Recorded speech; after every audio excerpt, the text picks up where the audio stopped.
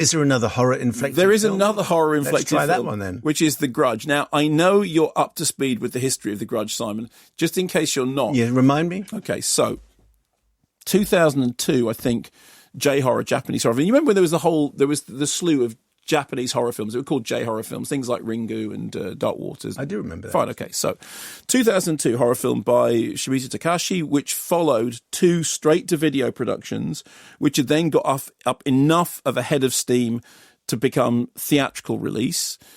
Fine, couple of creepy moments, nothing as creepy as Ringu, and certainly nothing as lasting or properly resonant as Dark Water. Remade as an English language American version in 2004 at the same time that all those films were being remade in English language American versions in kind of lesser makeovers. Some of them did better than others, but none of them were anything like as good as the originals.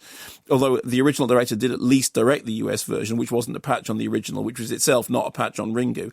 Then spawned a sequel, also helmed by the original director, but again, not a patch on the previous one, which wasn't, not a patch on all the previous things that were not a patch on all the previous things before that.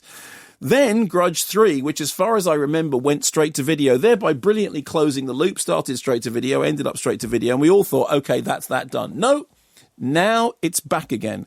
Just when you thought that well must have run dry, we have another English language incarnation, this one held by Nicholas, either Pesce or Pesce, P-S-C-E.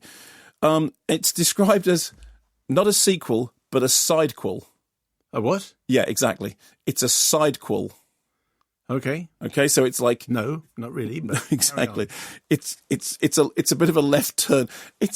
What's the best way of describing it? It's like the Star Wars standalone adventures.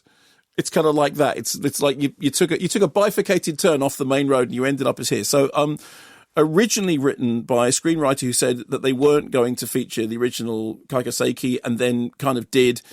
Pesce or Pesce, however you pronounce it, was brought in to direct the movie, and he promised this darker, grittier tone.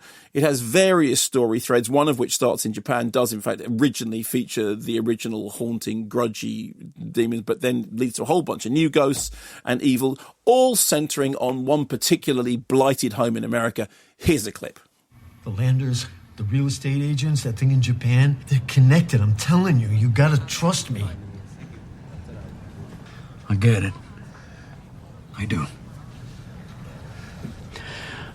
And I wish I knew how to help you. Just, take some time off. Spend some time with the girls. And then maybe it'll stop. They're never gonna stop. Never. Let's get out of here.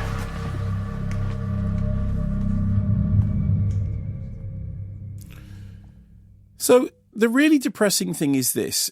The film has a very good pedigree. The director made Eyes of My Mother, which is a really, really stylish movie, and Piercing, which is, if you weren't on for that show, it was a substitute. Do a show. I did. It was do shows with other people. I did. Well, it was one of the very, very, Ben was doing it. It was one of the very weird ones when you and I weren't on together, because no. It wasn't my fault. It was just a thing that happened. Wow. Yeah. Anyway, but you should check it out because it was a very good episode. It was terrific. Great. Anyway, that was a really strange film. Both of those films were really something. I'm not sure what, but they were really something. This stars Andrea Riseborough, who I think is terrific. She's a detective with a child who's drawn into investigating the creepy house, which the original investigating officer won't even go into. That's how creepy it is. Lynn Shay is their kind of modern horror fixture now from, all the modern horrors that she's been in. So, good, solid credentials and potential. Why then is it that the film is so terrible? And the reason is that despite the director's previous work, stop banging the table, despite the director's previous work, this is such a boring assortment of quiet bang scares with absolutely no impact whatsoever. So every single scare scene goes like this. I'm not going to do the shouty thing because I know that people don't like that if they're driving their car. It's kind of a bit of a surprise. But there'll be a dark screen and somebody's face will come into the screen, covering up a bit of darkness. And then as their face moves out, suddenly, oh no, there's a white-faced creature going, ah! And then the score goes boom, and then it moves on to the next thing. And then walkie round. Oh, no, it's dark. And then somebody's face goes into the thing. And then his face goes bang. The white face goes bang. And you just go, is it going to just do this for 2 hours?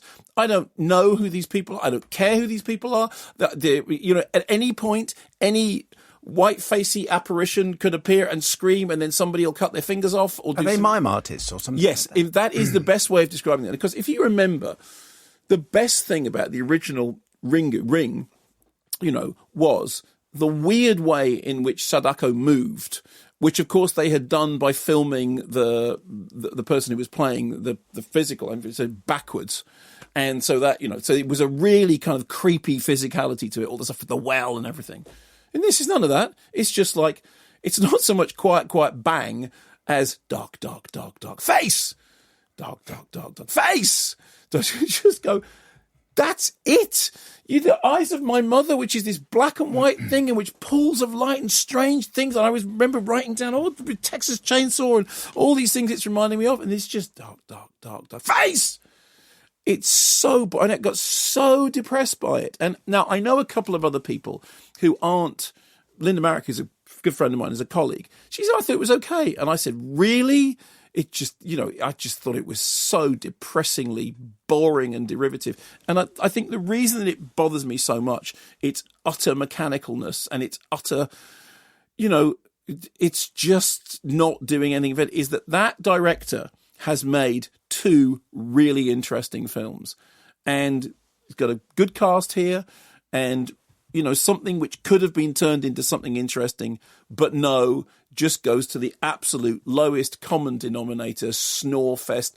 And here's the honest truth, I found it hard to stay awake. Even with the quiet, boom! It's just like, yeah, just wake me up when they've all just finished doing that, because I don't care. I'm not scared. I'm not interested. I'm barely awake. So is The Turning better than The Grudge? You have to see one of them again. What would you see? The Turning. Because at least I go, okay, come on. Right, let me see if I can make sense of this ending.